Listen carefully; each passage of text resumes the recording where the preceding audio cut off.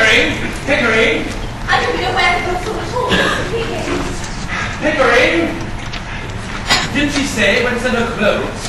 She took them all with her. What? Here's something loud and clear. Eliza's bolted. Bolted? Yes, bolted. And Mrs. Pierce let her go without telling me a word about it. Well, I dashed.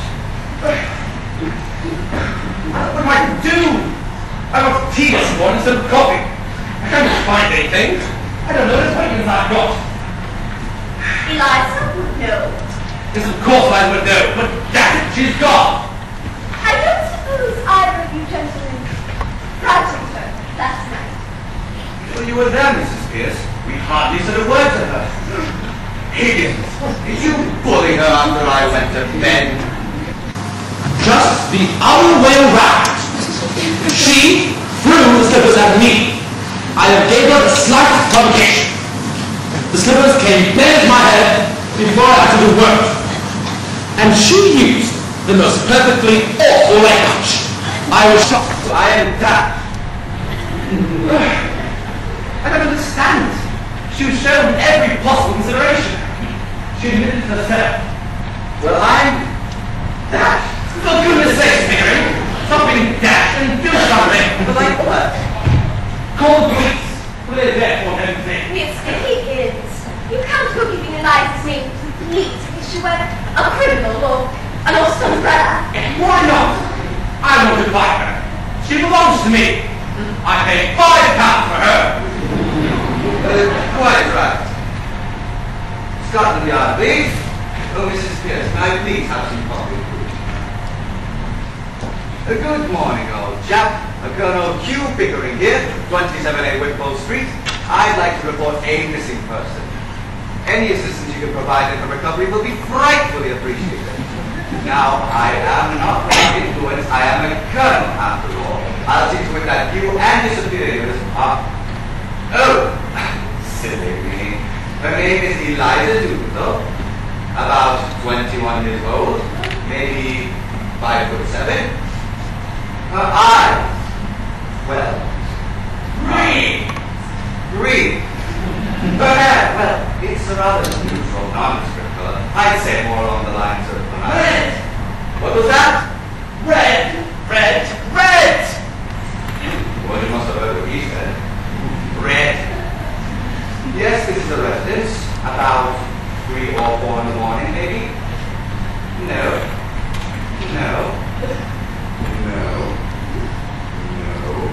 No relation at all.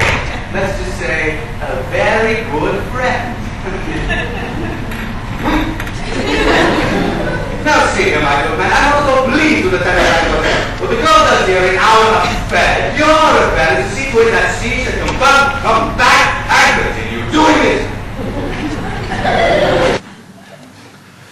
What in all in heaven could have prompted her to go after such a triumph at the ball?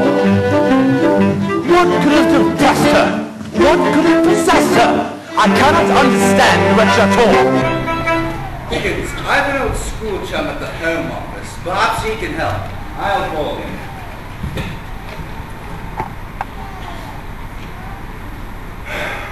Whitehall 7244, please. Women are irrational, that's all there is to that. The head is full of cotton, hay and rags. They're nothing but exasperating, irritating, vacillating, calculating, agitating, maddening, and infuriating hags. Is Brewster budging there? Yes, I'll wait.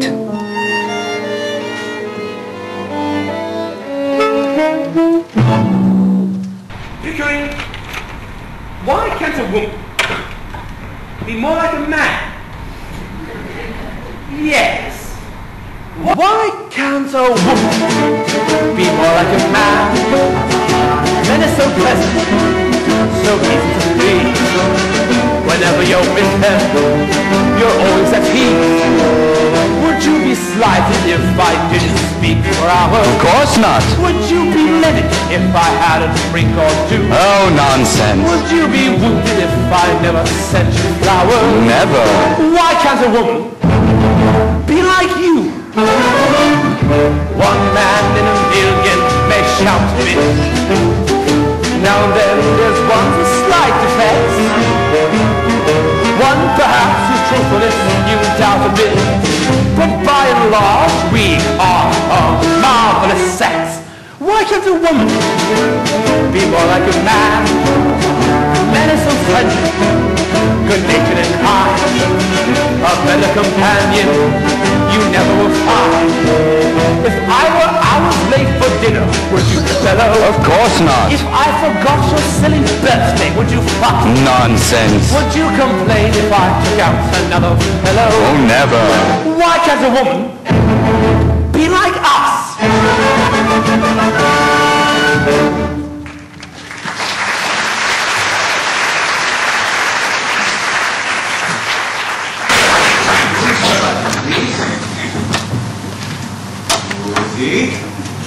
Who's the old bean? Oh, you'll never, ever guess who this is. Why, yes, it is. By George, what a memory. How are you, Ruby? It's so nice to hear your voice again. 30 years? Really?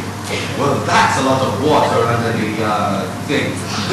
Anyway, Ruby, I'll tell you why I called. Something rather pleasant has happened at this end. Can I come right over and see you? Great!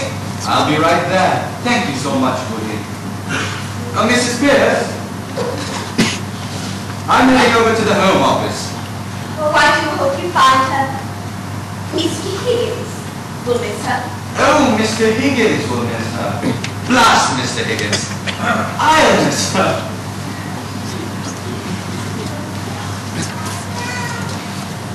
Pickering! Pickering! Where's the Colonel? He's gone to the Home Office.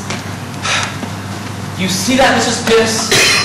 I'm disturbed, and he runs to help. Now there's a good fellow. Mrs. Pierce, you're a woman. Why can't a woman be more like a man? If I were a woman who'd been to a ball, been hailed as a princess by one and by all, would I stop weeping like a bathtub overflowing? Would I go on as if my home were in a tree? Would I run off and never tell me where I'm going? Why can't a woman be like me?